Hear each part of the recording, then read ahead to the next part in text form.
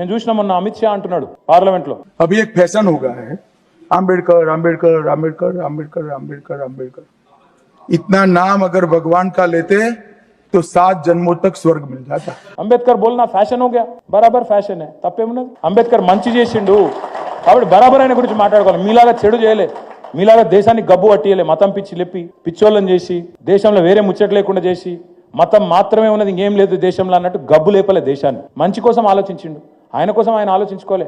ఆయన కావాలంటే ప్రపంచంలో ఎక్కడైనా సెటిల్ కావచ్చు, ఆయన కావాలంటే ఆయనకున్న తెలివికి. ఎందుకు చెప్తున్నా అంటే నేను అర్థం చేసుకుంటానికి ప్రయత్నం చేసిన అమెరికాలో ఉన్నప్పుడు. ఒక మన దేశంలోనే ఉన్నదా రిజర్వేషన్, ఈ అమెరికాలో మనకి ఇస్తుంటుందా అని చూసిన. మీకు చాలా మందికి తెలియదు, అమెరికాలో అఫర్మేటివ్ యాక్షన్ అని ఒకటి ఉంటుంది. అది కూడా ఇవాళ పెట్టలే, 1950-60లో పెట్టిండ్రు అక్కడి ప్రభుత్వం. ఎందుకు పెట్టిండ్రు?